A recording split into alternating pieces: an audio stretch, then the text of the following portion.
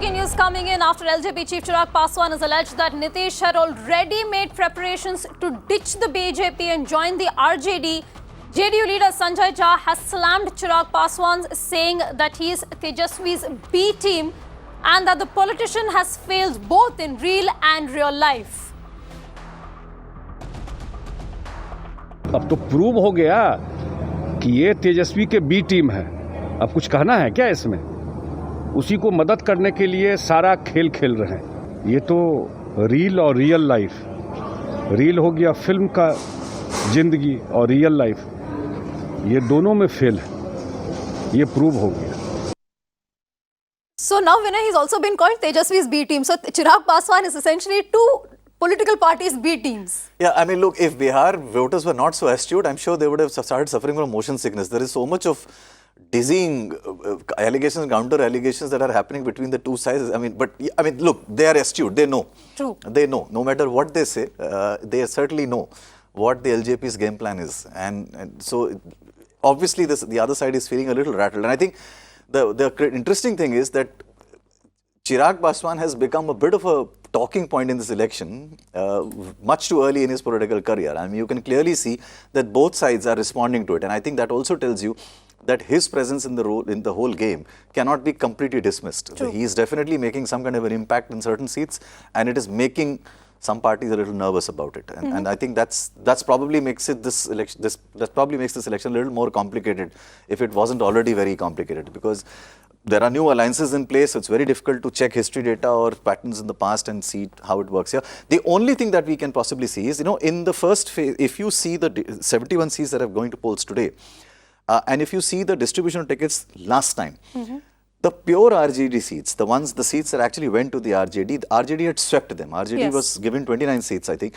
and they had got around 27 of them. So in that sense, it is a very critical phase for the RJD, because if they have to retain all of it for them to be actually, to remain a player.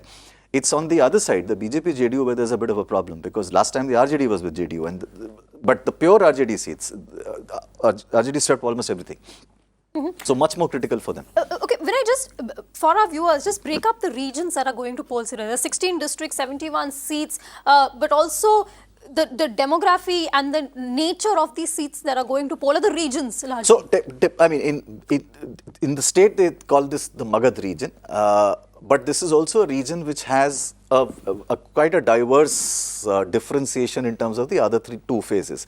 For instance, in this phase, this is the lowest Muslim population in this phase. I mean, North Bihar, which is the Simanchal, which is essentially Kishanganj and Purania and Araria, that's where the Muslim population is higher. So the RJD obviously has the support of the Muslims almost entirely.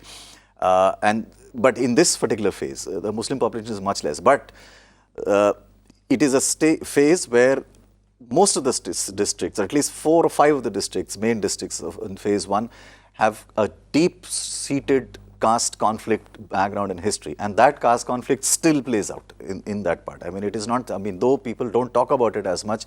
And yes, I think one of the credits that should go to Nitish Kumar is that since he has taken over, the caste conflicts in this region have declined. Earlier, and I remember places like Jahanabad or Araria, caste conflicts, massacres used to happen, and those massacres had large number of casualties used to get reported. But since he arrived, there has been a reduction in caste conflict. In fact, there have been no caste massacres, so to speak, in this part of the world. But that hangover is still there. I think people still, in villages, if you go and travel in this part of the state, they still remember that there are no family members who got impacted by it, or they lost a family member in that, and that has a bearing on it. So there is a caste influence is pretty strong in this part of the country. Much like rest of the Bihar, obviously it has a very strong rural and a migrant base as well. Places like Darbhanga and all send a lot of migrants to other parts of the country, especially even Munger, for instance. Right. Munger, again, is the only employment in terms of a factory. Is actually, and that is also the reason why it's become a bit of a crime-infested area. Munger used to have one of India's oldest gun manufacturing companies during the British era. And all the employment in Munger used to come from this one factory. And that is why people in Munger or around there have generations become skilled at making guns because they used to work in the factory. And that's why you'll see that an illegal arms supply in Bihar comes a lot from Munger. Because a lot of people in that part of the city know how to make a gun because they used to just work there. So Right. this area also had a huge impact of the senas that existed at one point in time. Now those senas of course dissipated and they are no longer there. Right. But the influence is still there. Right. Well, what we've been hearing from the voters is that jobs, jobs, jobs, that's the underlying theme. But can that override the very complex caste factors that are at play in Bihar? We're slipping into a short break, but plenty more on the other side. Our focus continues on phase 1 of Bihar polls.